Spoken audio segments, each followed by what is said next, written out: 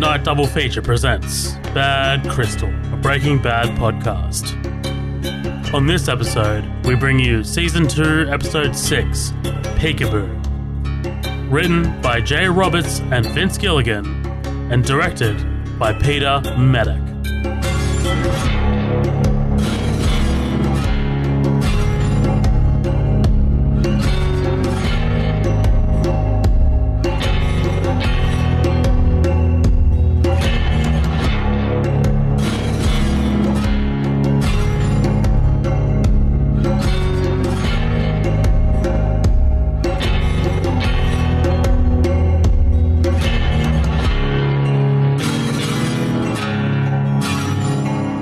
Ladies and gentlemen, welcome back to another episode of Bad Crystal. Thank you so much for joining us here this week on Peekaboo. Colin, what's happening? Hey, what's up, dude? I'm excited to jump into this. This is definitely an interesting episode. I actually got a lot of shit going on, so I'm ready to jump in. Yeah, interesting is that's an understatement, dude. There is a lot happening in this episode. I'm just going to straight up put this out there on Front Street. Oh, actually, you know what? Before I make this very bold statement, guys, thank you so much for joining us here. Head to our socials. They're in the show notes. Just scroll down. That's all I'm saying. That's all I'm saying. If you want to hear more from Midnight Double Feature, head to patreon.com/Midnight Double Feature and become a bonus member of the Green Room. That's it. That's all I'm saying. There's no after party. There's no other bullshit. Just go check out our notes, show notes. That's it. Mm-hmm. But bold statement. This is a top 10 episode for me of Breaking Bad. I love this episode, dude. I can see that. This is totally one of my favorite episodes. Like, I just love that, you know, it puts most of the weight on Jesse's shoulders. We see a lot from Jesse in this particular episode. But we see another side of Jesse because he's being pushed into the situation where he needs to, dole out some justice, right? Like, that's his mission, that's his task, and he knows that's his mission, that's his task. But he comes across some wild obstacles that we'll get into in this particular episode. And the way he deals with it, I think, is just such a mature and grown up, in a grown up way. And I'm just like, man, I love this. I love this side of Jesse. And this is such a turning point for Jesse for me. But anyway, man, let's get to your thoughts on Peekaboo. What did you think? Yeah, I like this a lot. This is definitely different from episodes where it seems like, you know, each one of them kind of have stuff going on, but what's going on for Jesse and what's going on for Walt are two very different things, but the level of what's going on is very similar. Whereas like Walt's whole cover is about to be blown, but Jesse is, looking at possible, like, being a person that he's really not. Like Jesse is not a hard-hitting gangbanger, kind of guy. It's like, man, I just want to sell drugs. I don't want to have to deal with this stuff. So I think it's interesting. Yes, this is in his wheelhouse, like trying to deal with people like this. But I think his wheelhouse is more like staying away and staying one step ahead of these kind of like crackheads, meth heads, whatever. Versus revenge, like his thing would be more defense, more survival, not revenge. Revenge is like an offensive thing, not a defensive thing. So I think that Jesse is kind of a survivor. Like he's street smart about keeping himself out of trouble, not doubling back and doing something that will put him more at risk. You know what I mean? You know what I'm trying to say? Right. Okay. Versus, Walt seeing his cover almost blown is really interesting, and I was hoping that we would come back to Elliott and I always blank on Gretchen. Elliott and Gretchen. I keep hoping that and I know because I fucked up. I was scrolling through Instagram and I saw just for a split second Walt with a full head of hair and glasses, and it was Gretchen and Elliott. Son of a bitch! You can't do that. You can't do that. Dude, here's the thing. Because I'm on the phone and we start talking about Breaking Bad, I just scroll through Instagram videos and now shit is popping up. So Goddamn Zuckerberg. Zuckerberg, I hate you. I hate you, Zuckerberg. I got sucked. But like on Facebook, I follow a bunch of film, random shit, and all of a sudden it'll be like script to screen, and it'll be like a script of Breaking Bad rolling, and like a shot of Walt in the kitchen, and I'm like, I got to stay away from this shit. So I knew that they were coming back, but I was wondering to what extent. And I'm really curious about the little boy. I want to know if this little boy comes back again. I'm very, very curious. And I feel like he would, but I also feel like it might be it would make this world seem kind of small if he were like, you're the one who saved me. It's like, okay, that's kind of It's not exactly Batman, right? I mean, like, right. That's something it's not that style, Yeah. Yeah. But all in all, I really enjoyed the episode a lot. It's funny, trying to see Walter maintain his life while see Jesse step outside his boundary and possibly, with the intent to kill motherfuckers when he shows up, really, if he absolutely has to. But I think that ultimately it's no surprise that he doesn't really have it in him to do that. I think that's not really surprising. Even from the first moments of the episode, you can see that he doesn't really have it in him. So it actually took me a minute because it's been a minute since we've recorded. And I was like, wait, what happened last time? And I was like, whoa. And I was like, oh, yeah, that's right. Okay. And it took me a second to kind of pick up back where we were. But I really enjoyed it a lot. I thought this was a great episode. And it felt like it's not like, oh, we're hot on this part of Walt, but we're cold on Jesse. Jesse's doing this, or we're hot on Jesse, but cold on Walt. Really, the only people we do not see are Hank and Marie. Hank and Marie. But we in the last couple of episodes, we've seen a lot of shit with Hank and Marie. So it felt like the right time to kind of like let those plates kind of go for a minute and spin the other ones. You know what I mean? No, for sure. No, absolutely. I think you definitely hit the nail on the head. Like, we are. Like, Jesse and Walt are dealing with their own separate things. And this episode, you can almost take this as a standalone episode. Like, you can take this in any season and just plop it down and it'd be like, well, I'm talking, sorry, from Jesse's perspective, because Walt's dealing with some stuff that is obviously interconnected to the rest of the thing. But in particular, Jesse's story here, you can take this storyline and plop it into any season and it still works. Like, you are still seeing, and that is the strength of this episode that I don't think really has been done to this extent in Breaking Bad yet to this point. And that's the end result of what Jesse and Walt do, right? I mean, like, I love that this episode shows us the effects of what they do. Like, we watch and we're entertained by the antics of what happens inside that RV every week. Mm-hmm. But we, the viewer, are also kind of like made to feel somewhat complicit when we're presented with this burnt out meth house. Like, like we're having laughs. This is black comedy, like them, like them fucking up in the RV, whatever. It's great. It's all good. It's all fun. And, Walt and Jesse benefit from it, right? Like, they earn their money, right? I mean, like, Walt's eventually able to treat his cancer, but this is the real world element of it all. Like, right? Like, this is the real world implications. And like, Breaking Bad hasn't dealt with that particular side yet. Like, like, we do see characters like Wendy, like Hank takes RJ. He takes Julia to the Crystal Palace, like, that whole motel that's like burnt out and shit. But we haven't seen this. We haven't seen a family unit being affected by what Walt and Jesse do directly. Yeah, right. Well, sorry, if I don't say this, I will forget. This is really the first time you see Walt or Jesse do anything that is like, now we're on the offense. Everything has been like, oh, we're dealing with Tuco. Oh, I've got to get the RV. Oh, I've got it. And now it's like, I don't have to do this. I'm fine without this. Now you're getting to a level of like, yeah, you got robbed. Yeah, you lost some product. Is that stopping you from living? Is that stopping you from continuing with your business? No to both of those. So why are you doing that? This just seems so different, from everything else they've experienced so far. It really stuck out to me. This is optional. Absolutely, this is a side quest, Right. This is the guy in Whiterun when he's just like, hey, right, what are you up to right now? Right. Yes. There's no dragons. Cool. You want to do this little side quest for me? No worries. Make me an iron dagger. Yeah.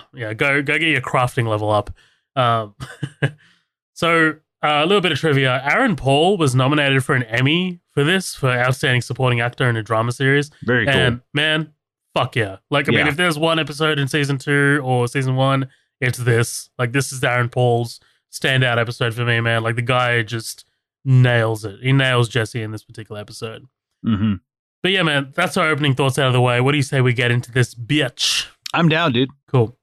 So we cold open on Jesse playing around with this beetle. He doesn't crush it or kill it. He actually seems enamored by it and even just like smiling as it crawls by his hand until Skinny Pete just rolls up and just crushes it. And of course, this beetle is kind of going to be like this kid, right? Like, I mean, like this is a foreshadow of Jesse's sympathetic side as we go forward in this episode, right?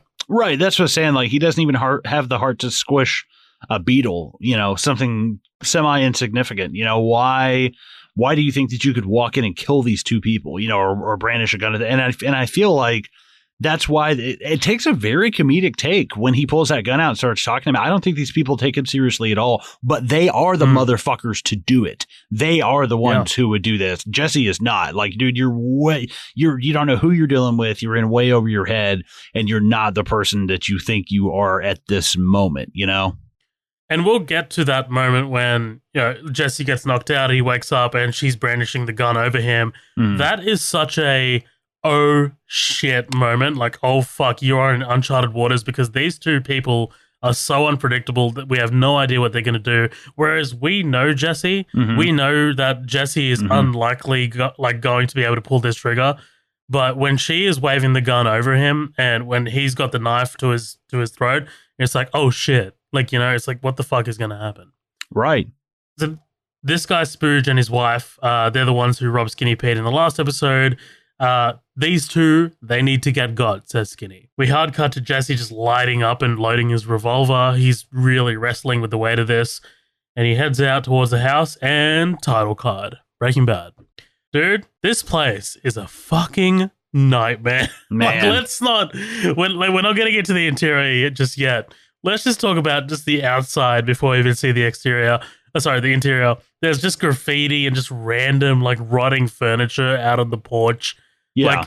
Like, he knocks on the door, and I'm just like, okay, cool, Jesse. You now have hepatitis. Well, and you knock on the door, like, kick the fucking door in, and just, the element of surprise, you ruined it. Like, this is one of those. That thing's coming off its hinges immediately. Like, as soon as you just tap it.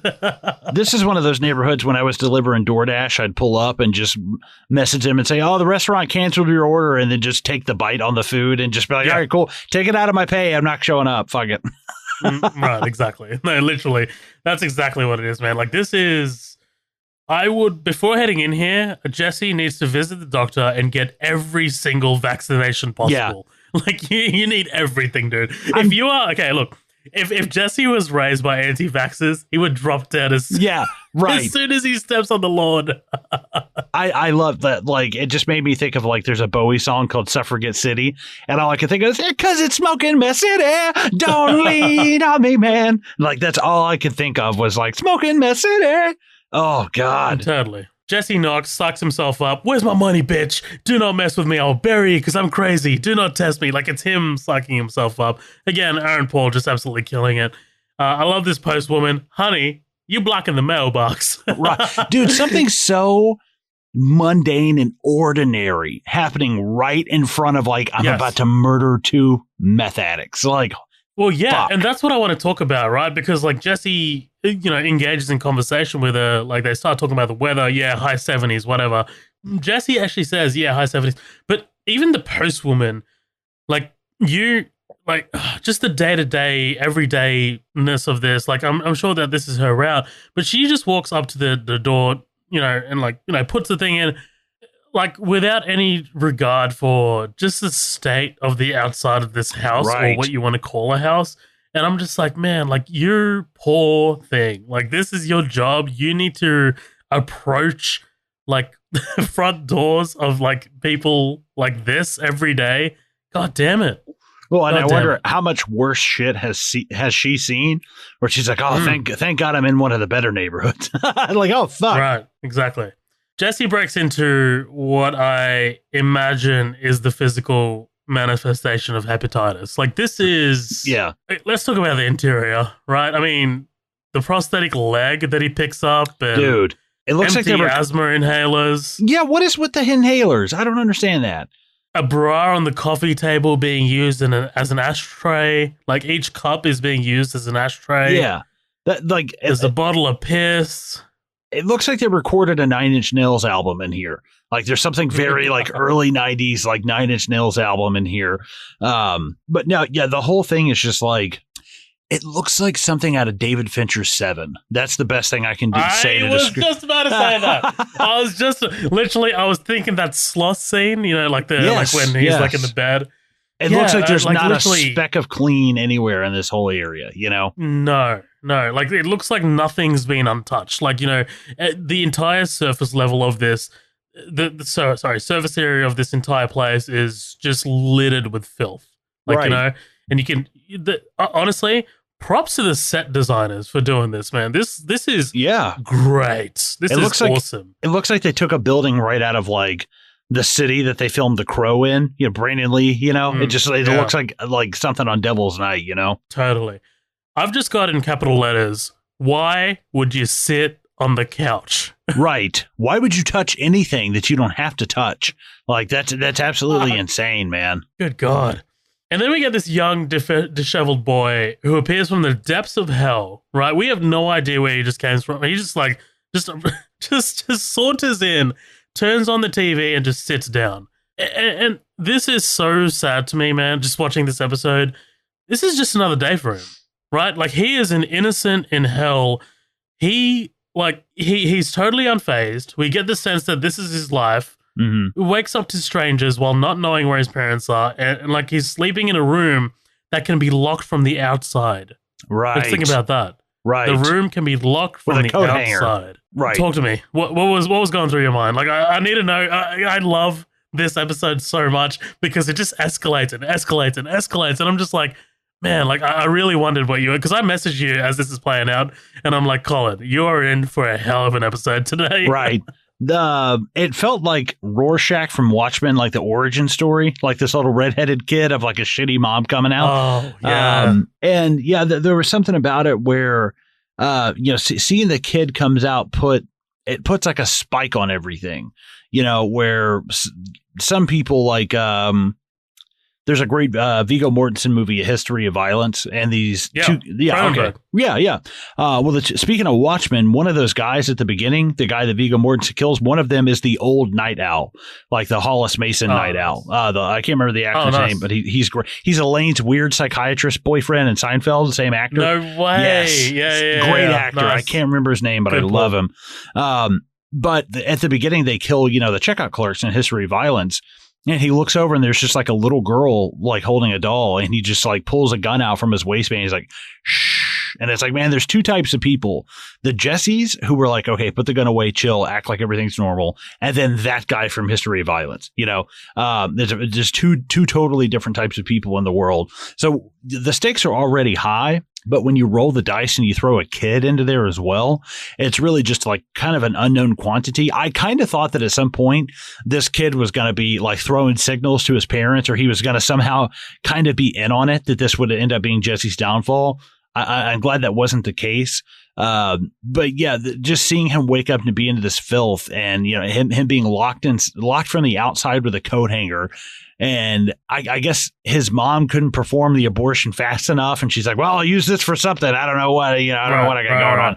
But it's like this whole place just seems like, I think David Fincher-esque is probably the best way I can try and summarize it. You know, it looks like something that the family from Texas Chainsaw Massacre lives in. You know, it's fucking just dirty, and everything has like a character, and the character is dirty and shitty and awful. It's like John Polito, just short and fat, and hey, how you guys doing? You know, the whole house is just gross. You know, I actually did wonder. I remember the first time I was watching this, I did wonder whether the kid would, you know, indicate to the mother and father about Jesse, or, you know, like somehow do something. But then it occurred to me that it is likely that the mother may have medicated the kid at some point. Like, you know, this kid has been abused in some way, shape, or form. Like, I mean, she uses him as a human shield. I mean, like, let's not put anything past this woman. Mm-hmm. I can 100% imagine that while these two are going out to pull a heist and, you know, steal an ATM, that she medicated him before she left. You know, like that, you know, like, hey, go to bed, drink this or what have you. Like, I would not.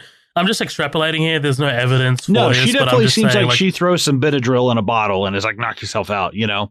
100%. I can't let this go either. The actor you're looking for who plays Hollis Mason is Stephen McHattie. Love him. Stephen McHattie. Yeah. Good job. He's in heaps of shit, dude. I'm scrolling down his feed. History of Violence 300. There you go. There's a Zack Snyder boy. Zack Snyder connection. Yeah. All right, where are we? So yeah, Jesse's trying to bond with this kid. He's just sitting there watching this infomercial, dude. Like, Jesse's just like, dude, do you not want to watch goddamn, Mr. Rogers? What does he say? Yes, Mr. Rogers. Why am I thinking Mr. Robinson? Mr. Rogers. Here's to you, Mrs. Robinson. Right, exactly. But like, Jesse goes up and tries to change the channel, and of course, there's no other channel but this, right? Mm-hmm. Your dad, Mr. Spooge, when is he getting back? Well, yeah, and that's the crazy thing to me is like looking around, even the TV is like, I didn't grow up exceptionally wealthy. We didn't have fancy big screen TVs or anything crazy. But in 1995, we had a more advanced television than that. Like, holy fuck. That's so crazy to watch. And Mr. Spooge, I love, he's like, not Pitbull, not like, what does he say? Diesel. He's like Spooge. It's like, man, to get that name and it stick is like Spooge. Yeah, that's what you do because he'll fuck you for like $1 and you spooge. Just something awful, man. God. We cut over to the White residence. Skylar catches this voicemail from Gretchen Schwartz, who's attempting to get in touch with Walt. And Skylar calls her back, letting her know that this is Walt's first day back at work. Skylar thanks Gretchen for the money for Walt's treatment, and Gretchen, while initially shocked, plays this incredibly cool, right? Like it's she doesn't mention it right off the bat. Like she's fazed by it, but she's not like, she doesn't immediately rat him out, which is interesting to me because this kind of tracks, right? Like her being Walt's ex-girlfriend, I'd imagine that she's somewhat aware of Walt's kind of like propensity to lie or bend the truth. So she's kind of like used to covering for him, maybe. Like maybe I'm looking into that, but that was really interesting to me. Just how quickly she was able to realize that maybe I shouldn't tell Skylar everything here, right? Right. Well, I think it's also coming from like the only reason I know you is because of Walt. You have friends and you might be friends with someone and you meet their significant other and you find out something that maybe the significant other isn't really supposed to know. And it's like, it doesn't really benefit me to tell that person that. Like, it's really none of my business. You can talk to that friend about it and say like, hey, I think you should probably let them know, you're cheating on them or something crazy's going down. But the fact that I think that it kind of shows where her loyalty kind of lies. But at the same time, she's probably in such shock that it raises so many questions like, well, why is Walter saying that we're paying for it? If insurance isn't, she's an very intelligent woman. This is going to bring up a lot of kind of not parables, but kind of just different points that are going to make her go, wait, if, what is A to B to C to D to X to Y to Z, what exactly, it leads to so many more questions. And I think that's really, I would honestly be in shock. I would be very like, what the fuck are you talking? And that's not something you want to do over the phone and say like, no, you're mistaken. I haven't done that, in months or whatever. I've never paid for a shit. Yeah. I think it's part of it is that she's very very tactful. That's not something you do over the phone, but at the same time, that's definitely not, maybe let's get a little bit more information before we proceed, scientific mind kind of thing. But if you take it, hand in hand with what happens at the end, which is, she calls Skylar and she says, basically, look, we can't give you the money anymore without the underlying reason, without saying that Walt approached me and forced me, whatever, then these two things together, like it seems like there is a level of I'm kind of covering for Walt, or maybe I feel sorry for Walt. Well, she straight up says, I feel sorry for you, right? So she pities him. So, taking those two things together, the pity kind of saves Walt, right? Like the pity kind of ends up saving Walt in the long run here. I think yes. And I think it also comes down to when Walt drops his head and he just goes, fuck you. And it's like, oh shit. I think that also kind of scares Gretchen to a point of like, I saw an ounce of what really lies beneath the surface. If I blow his cover, there's no telling what could really blow from that shit. I like that. Walt's teaching his class about synthetic diamonds, the investor of synthetic diamonds, this Dr. Hall. He talks about how GE rewarded Hall, only giving him a $10 US savings bond. And this is the sticking point for Walt. He even pauses for like the dramatic effect, but everyone else is just neutral. Like this doesn't hit everyone as hard as it hits for Walt. And it really, you even hear someone whisper, should we write this down? Right. Like Walt is feeling like really undervalued, much like Dr. Hall. And no one else can sympathize with that in that moment but Walt, right?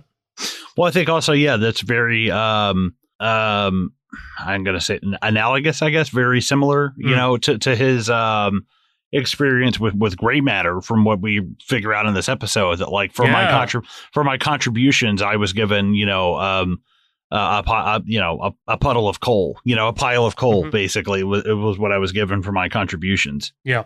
Look, the first time I saw Breaking Bad, all of these classroom scenes to me, I mean, like, look, I was really young. So all these classroom scenes to me were like, whatever, it's boring. But now it's just like, all of these classroom scenes are just metaphors, dude. It's just literally like, look at what he's talking about. Look at what's happening in his life. And, you can't, these aren't coincidental at all. I do also like where he talks about hydrogen. Hydrogen makes up everything, and that's why Dr. Manhattan burned the symbol into his head as the hydrogen. He's like, if I shall have a symbol, it shall be something I respect. It's in every living thing, like ever. I think that's really cool. So Walt and Principal Carmen talk. She's saying that she's happy Walt is back and asks him to feel comfortable coming to her about any issues he may have. They're completely confidential. How did you read this? I thought she was trying to fuck him. Okay. But not until at first it's like, is this like a pity thing, or is this like Walt is actually, he might be sick, and if I don't take a chance, I won't, blah, blah, blah. But then when coming up, he pulls the flyer off the windshield. I'm like, okay, never mind. I was looking at this a little bit too. But I think if she had like put her hand on his hand, if she had kind of given him like a little bit more, but it's like very physical contact. Yeah. Right. She's very professional. She's not creepy. She's not unprofessional about it at all. She's very straightforward and just like, if there's ever anything you need, like, this is how I can help and blah, blah, blah. She seems like she genuinely cares about Walt. And at first I was like, I'm bad at reading women's signals anyways. God knows how many times I probably missed out on on Family Guy when Brian's dating that chick and she has like runway lights going to her vagina. Like, God knows how many times I was probably like, my God. I've been playing the new Yu-Gi-Oh! Duel Links on my phone. Oh, yeah. So, yeah, I think it's more or less a pity thing because that flyer kind of seals the deal afterwards. And you forget that to them, his cover is still intact, that he had a fugue state, Mm-hmm. Yeah, absolutely. I was really curious as to how you read that because, I mean, look, I'm coming at it with, all the future information that you're going to get. And like, I don't want to set things up. I don't want to set expectations, but yeah, I just really wanted to gauge where you were at with that. I mean, like, whatever. Okay, cool. Whatever. I'm playing the host. So yeah, like you said, Walt finds a vandalizing, missing flyer of himself on the windshield. And man, I love Walt Jr., right? Let me see it, Dad. Let me see it. Like he's genuinely still like caring about his father, man. It really gets to you because it feels so genuine, Yeah. And again, Walt's just like, no. Like he's still got that prideful shame about it, It's just like, man, I don't want my son to see this, Right, yeah. I mean, what the fuck is Walt Jr. going to do about it anyways? Are you going to... Right. Yeah. Like, not to be a dick, you going to beat the shit out of somebody? Like, what are you going to do? I mean, metal crutches. Bam! Walt goes to beat the kid up, and it's like a kid who's like full body paralysis, and he's like, oh, fuck. We like laughing at disabled people here. Just like, I'll beat the shit out of some guy, and he's in worse shape than you. You're like, oh, fuck. I'll just be like, dude, I'm backing off. God already fucked you up, man. That feels like a Curb Your Enthusiasm bit, It feels like a Larry David bit. Yeah, I was gonna say, I was gonna go. It's Always Sunny. There you go. That's just as good. Back at the hovel, we see that Jesse's given this kid some food and drink, and this is agonizing to Jesse, right? Like he attempts to play peekaboo with the kid, but the kid just seems so distant. Mm-hmm. Like he just seems so out of it and just not in the moment. And it's just like, this kid, by the way, really, really impressive stuff. It's actually two kids. It's a twin. It's a pair of twins. Oh. Yeah, so they alternate between back and forth with these twins. It's never the same. I mean, like, it's the same guy, but they alternate. It's good stuff. Do you know why they do that?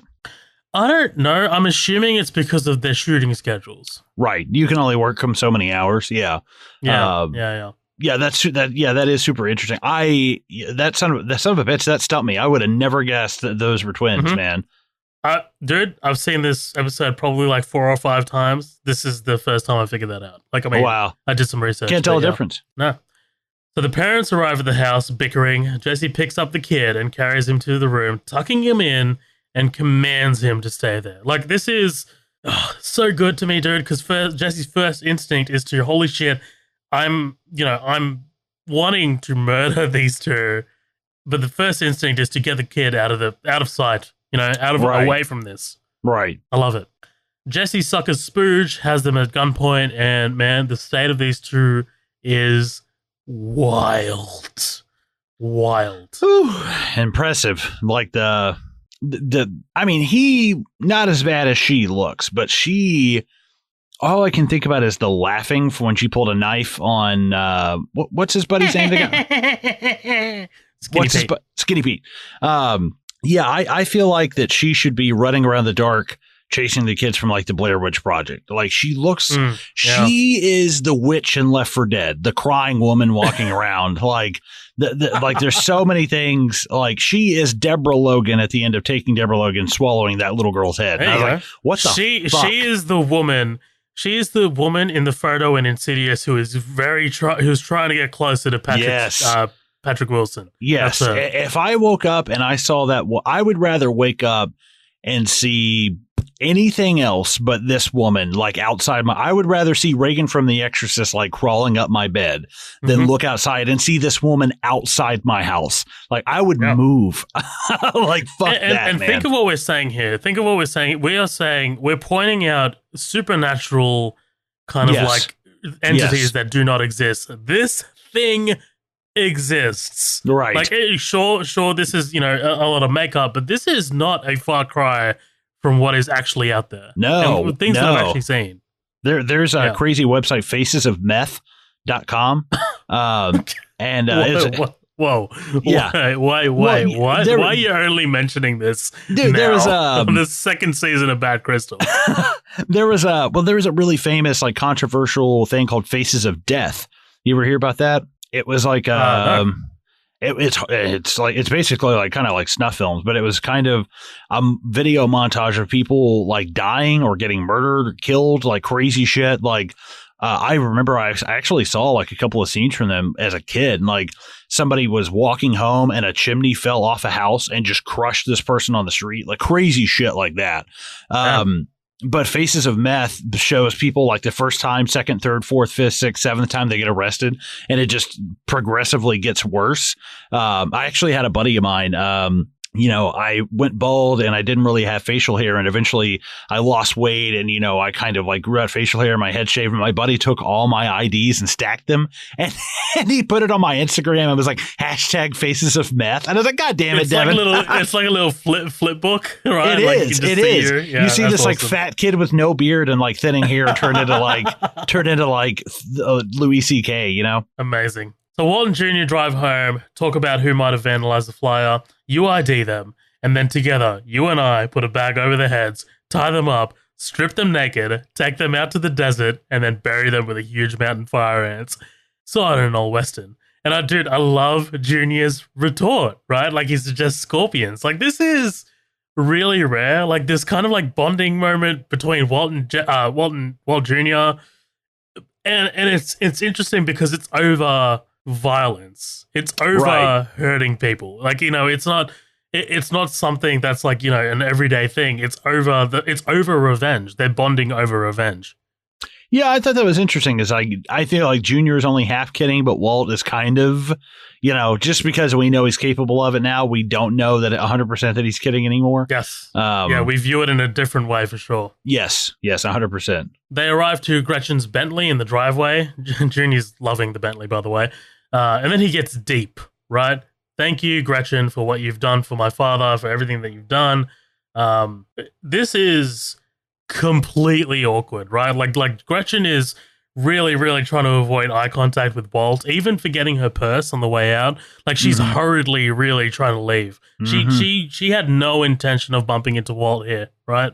Well, and it's a really nice moment from Walt Jr. to be mature and not just have, that as a teenager, I would not have felt comfortable saying that to like, I just money and adults and other people's money. I just would not have felt comfortable saying that. But the fact that he recognizes the situation and kind of brings it up, I think is really, really cool. It shows a lot of maturity on Walt Jr. But yeah, at the same time, her literally running out the door. And you see this in sitcoms where I watch a lot of Frasier, and Frasier will show up and Niles will be there for 60 seconds and it feels like 10 minutes in sitcom time. But this was like, okay, no, the characters in the show are recognizing how fast she's exiting once he arrives. And it was a really nice touch of her forgetting the purse. And it's like, okay, hey, like, here's this thing that you need, and she just flees. Even Skylar recognizes the weirdness of that, right? Like, she's right. You forgot your purse. Right, 100%. Out on the driveway, Walt asks if Gretchen can keep things confidential until they talk, and she doesn't even respond. She just drives off. I couldn't, dude. Bentley of hers. I would be way too morbidly curious. Like, yeah, we need. What the fuck was that? It's like, don't get me wrong. I understand you, being mad, but at the same time, it's like you play devil's advocate. You might not know the reasons why this is going on. I wouldn't quite still be so mad as to be really, really morbidly curious of like, okay, what the fuck is going on, man? Like, you are implicating me in a lie, but Walt, that if he's implicating you in a lie, it's probably not, she probably doesn't suspect that he's a meth cook. He's a meth cook, probably not something, an illegal trade. Well, she's quite clearly still got feelings for Walt. Like, she's, I still see it, man. I do. Like, there's just something about it. And then, like, even like we'll get to the conversation at the restaurant, but like, even just not, even by being told to your face, "Fuck you," you're still not going to rat him out. Like, I don't know, man. There's something here. There's just something here. I get the vibe. Like, her being so emotionally, impacted that she doesn't even respond to Walt here, and she just backs out of the driveway and drives off. There's something here a little bit more. Like, I just feel it. I feel like, and look, this is not me taking whatever information I have from future episodes and using it here. No, absolutely not. I'm talking about this particular episode. So that means there's definitely future information there. Okay. Played your hand. I see it. But I mean, I worded that. Whatever information I may have. Ladies and gentlemen, I did not have sexual relations with that woman. That is now going to be my response to everything. You see them at the beginning, of that episode kind of have that. I mean, look at Elliott. He looks like Gilbert Gottfried with like scurvy. And it's like, dude, you've got to, like, of course you would fuck Bryan Cranston. Yeah, he gets serious accent with his ears, by the way, Elliott. Dude, he looks so strange. Looks like a Men in Black alien. It's fucking weird. Totally. Jesse's interrogating the meth heads. He wants his money and the dope. This guy Spooge says he should probably go to the hospital. The wife asks him not to fall asleep. Jesse searches them, pockets and shoes. She says that they shot it all, but Jesse's not believing it because it's only been a day and a half, and asks them to reach deep into their assholes. God. And they pull out an 8-ball, right? Where is the rest of my meth? Says Jesse. He's putting on a good front, right? Like, he is genuinely mad. Like, whether it's about the drug robbery or whether it's about how they treated the child, you don't really know. No, but you get an inkling that it's the latter, right? You get it. Yeah. The kid walks in. She puts him on her lap, knowing full well what she's doing, right? Spooge says that they got the money in this, his money plus interest. It's in the backyard. And they go out back and find the ATM Spooge and his, quote, Slit just stole. Ugh. Oh, dude. This whole thing where he's like, it's total, man, FIDC, it's victimless crime. This feels so Tarantino. As he's talking, like cutting back to the store and following the blood, and it's like beautiful. I let's talk about this. Yeah, I actually really love the touch of when they go to the store and they see the missing ATM. There's like a rectangle of dirt and like shit underneath the ATM, like cockroaches and shit. Yes, that is so what they're like underneath. Working in a grocery store, we had an ATM. That's exactly what it's like underneath them. But yeah, and the fact that it's been almost kind of comedic up until this point. You know, Jesse doesn't really have the balls to kill them. They're kind of just goofy. They seem kind of harmless. They rob people with a knife point or whatever. But once they actually show this guy lying in a puddle of his own blood, you're like, oh, fuck. Shit got real. Right. And not only that, but just like the editing choice to show us that while he's saying it's a victimless crime. Yes. Like, you know, really good stuff. And I even love like Jesse, yo, that's my bank. Right. And I wondered about that line. I wonder if that was a throwaway line to if something happens and someone's killed that they can say, oh, your fingerprints were on the ATM. Like, yeah, that's my bank. I use that ATM. You know, like I thought that might be a good defense, you know, just kind of, I don't know, maybe thinking too much into it. No comment. Anyway, they're trying to they're trying to force open the ATM. She hates being called a skank, which obviously comes back around later. Jesse goes to check on the boy who's fast asleep, and he interrogates the kid. Interrogates them about the kid, right? Tells her to feed him once in a while, bathe him. She says, oh man, and this was the most heartbreaking moment of the entire episode for me. She says, you give me one hit and I'll be any kind of mother you want. And it's just like, why you need an incentive to take care of your child? Like, and I'm just like, God damn it, man. I would have laughed if he just hauled off and punched her in the face and was like, one hit, get up, bitch. Just honestly, punched her right in the mouth. At that moment, dude, because I remember one of my viewings for this was with my mum and my dad together. And my mum had a visceral reaction to this. She's just like, are you serious? Like, she literally wanted Jesse just to blow her brains out, dude. Like, she's just like, and I'm just like, yeah, I mean, look, not unwarranted, to be honest. No, yeah, absolutely. I mean, this kid's probably better off, you know, being in the foster system than being here. Yes, we'll get to that. Actually, I'm glad that you said that. Like the whole, yeah, whether what's better than the other. We'll get to that. Gretchen and Walter meet. She hasn't told Elliott. Walt says he's regretting involving her in the charade. This entire thing was unfortunate. He's pleading with her to allow him to take care of this in his own time. He says, I don't owe you an explanation. I owe you an apology. Again, Walt's difficultness really gets himself into this situation. There, I apologize 3 times. Like, right. Man, just fuck, dude. Like, give her something, you know, because she calls him out and makes an actual legitimate point saying that he turned down their offer out of pride, involved them in this lie, questioning how that this is none of their business, and ponders what happened to Walt, right? Like, this isn't the Walt that she knew. And I'm like, man, that's a good fucking point. Like, this is, you know, like, he involved you in his lie, in his really wild lie. Mm-hmm. Like, just give her something. That's all I'm saying. Just give her something. Right. Yeah, I think that he's 90% on the money, but 10%, I do understand.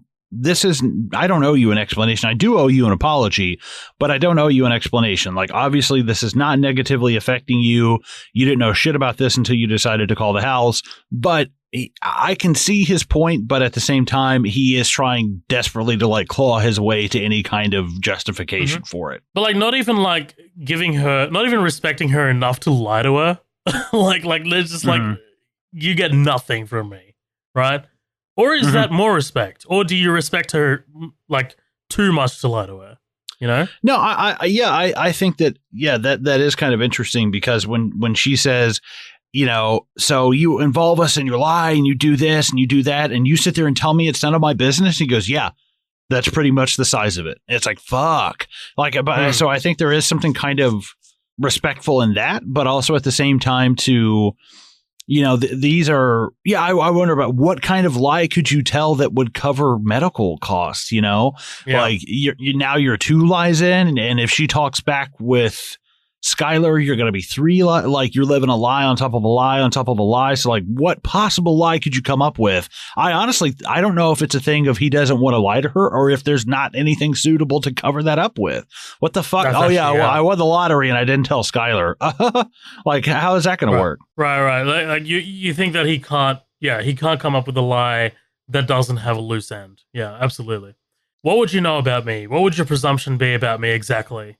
That I should go begging for charity? He's still pissed about Gretchen and Elliott cutting him out. And we find out that Walt actually left Gretchen. He walked away and abandoned her. And I'm curious, actually, when Walt walked away, did he think that they wouldn't succeed without his brilliant input, only to find out that maybe he wasn't as necessary as he had hoped? Like, I feel like there's something there, like, in terms of, like, I walked away, like, okay, look, I walked away from this and, you know, you guys aren't going to survive without me. Like, you guys are going to be trash, whatever. And maybe he was expecting a counter offer even, right? Maybe he was expecting when he walked away, like a little bit of a, hey, we'll give you this if you stay. Only to find out that, you know, check the newspapers, check the stock. Oh shit, they're doing great without me. Maybe I'm not as good as, you know, as I'd hoped. Like, yeah, I wondered about also to what extent, you know, is he basically saying because I left you romantically, you decided to take that out professionally? Or is it saying like if you left this romantically, that means you left everything, you leave the whole kit and caboodle? You know, like I'm wondering, you know, I need more information, I think, before I can make a call. I do think that it's Walt. Here's something else that really kind of adds to it. We've seen Walt blame other people for his mistakes, and he's blaming Gretchen and Elliott for his mistakes here. Like, he literally said, you know, that I go begging for charity, you guys cut me out. So, like, we've seen it before. Like, you know, we've seen him pointing fingers at others before because of his mistakes, right? So, like, that's kind of like the only thing that I'm really leaning on. That you could also say that they're offering to pay for his cancer treatment as guilt money. Ah, yeah, no, that's not bad. Yeah. You could also say that them offering to do that, because here's the thing, Walt did contribute something to these people, no doubt about it. Nobody can argue that. Where is his contribution? Like, even if he only gave 10% of what the finished product was, where is his paycheck for that? Like, was that something where when he walked away, you lost everything? Or do you not recognize the fact that he contributed a large portion to whatever that you're talking about? Either way, I think that he's fucked up, and yeah, he does owe her an explanation. But at the same time, I need a little bit more information about like what's going on at Gray Matter to see exactly what the issue is, because I'm very curious now as to what exactly happened, you know, between him and Gretchen. Like, yeah, a romantic relationship might end, but that doesn't mean that you are denied your contributions to a multi-million-dollar company, you know? Yeah, I mean, I guess we'll find out. Or will we? I don't know. Fuck you, dude. I don't know. Yeah, we will, because we see him again. You cunt. Fuck you, man. Goddamn. You know what? I'm calling Mark Zuckerberg.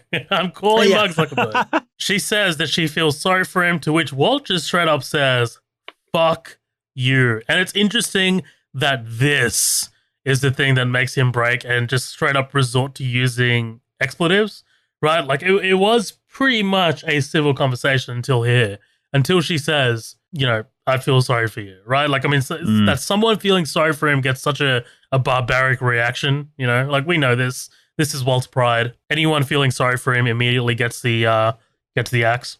Mm-hmm. So the kid walks out, and Jesse's distracted for a moment when the woman takes the opportunity to knock him out. When Jesse comes to, Jesse finds himself in a bad situation. She's taken his gun, and Spooge takes back the drugs. Man, you're up shit creek, dude. You are up shit creek. If it weren't for the woman hating the word skank, I don't know where this would have ended up. I did not know where this would have ended up. I was kind of hoping that they would try and shoot Jesse and the gun would just have no bullets. Like he just too much of a coward to load the gun. I really kind of thought that was where it was going to be going. But yeah, the fact that these two, their self-destructiveness ends up being their downfall, you know, the Tom and Jerry over here, for lack of better names, whatever they're called. Right. they end up it's a snake eating its own tail. They kind of end up destroying themselves. Yeah, totally. Back at the house, Skylar says that Gretchen called and that they need to talk. They're cutting off the money. Walt tries to probe her for information, saying, what did they say exactly? Skylar says that it was abrupt and vague. Walt looks like he just dodged a bullet, right? Like he leans back in his chair and he's like, huh. Yeah, like he's just like, oh, God, thank God.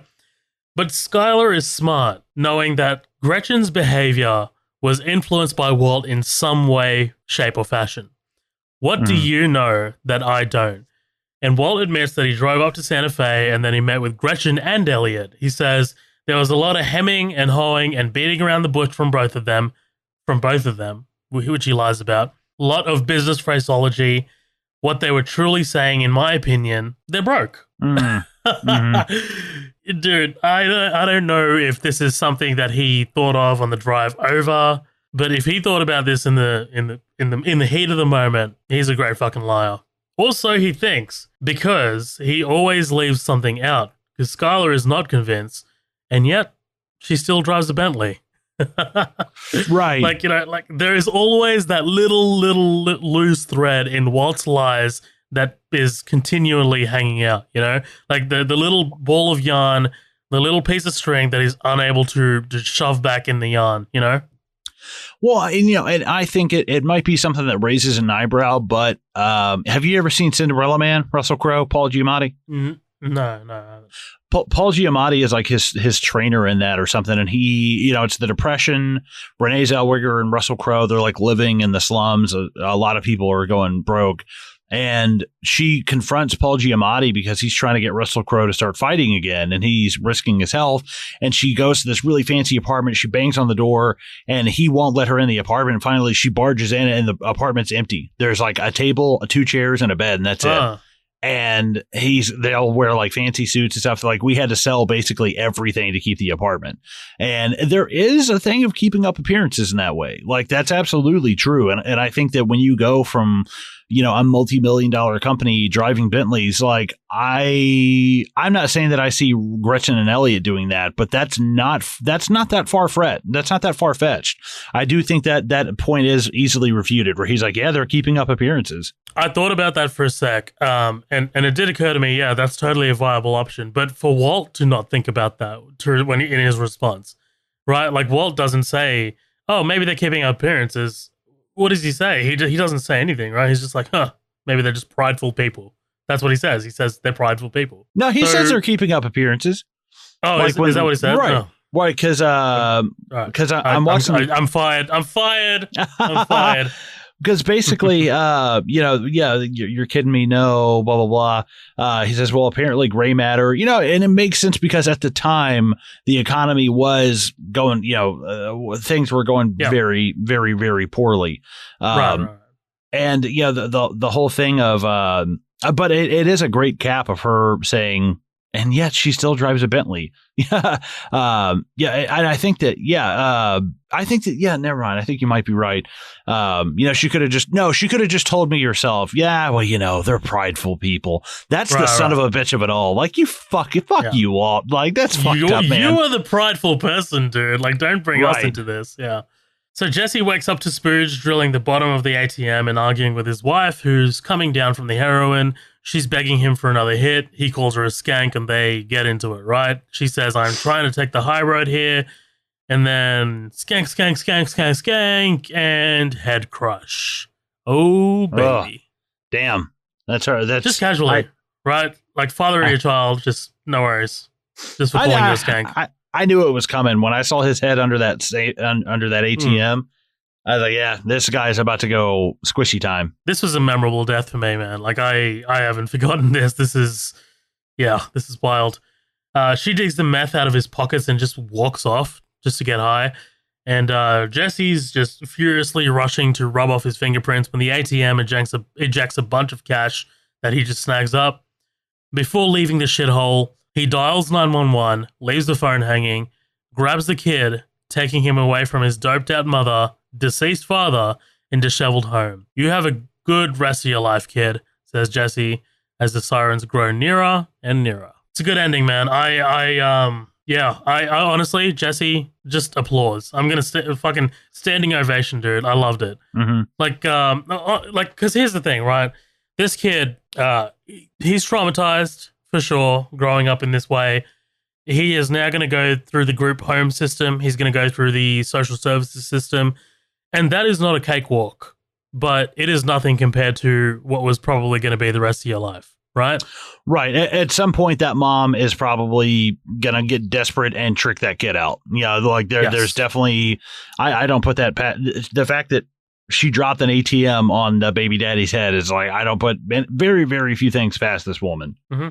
For sure, man. I thought it was a fantastic ending to a fantastic episode. Honestly, really shows us something that we've known about Jesse is that he's sympathetic, but this puts that into play. Like, this puts that into an actual situation where we see it play out, and in such a fantastic fashion, in such a fantastic performance. Yeah, like I love it.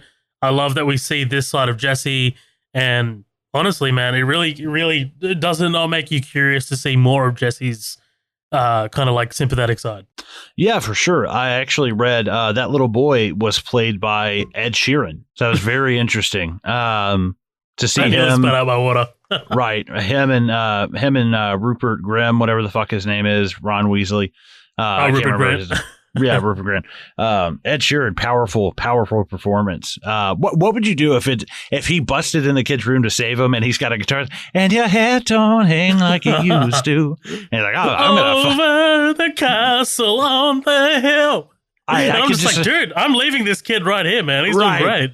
Right. I'd love to see just the what's that one song? The Rudimentrix, the Let Your Love In, Let Your Love In. That's such a good song. Fuck, Ed Sheeran's got, that guy, look up his Spotify statistics. It's insane. Ed Sheeran has like I'm good.